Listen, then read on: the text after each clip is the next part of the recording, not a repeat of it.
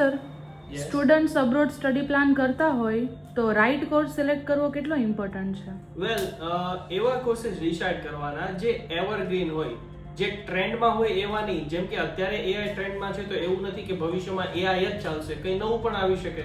સો એવા કોર્સિસ કરો કે જે એવરગ્રીન હોય, લાઈક માર્કેટિંગ છે, બિઝનેસ રિસર્ચના કોર્સિસ છે, બિઝનેસ ડેવલપમેન્ટ છે કે ડેટા એનાલિસિસના કોર્સિસ, એવા ઘણા બધા કોર્સિસ છે.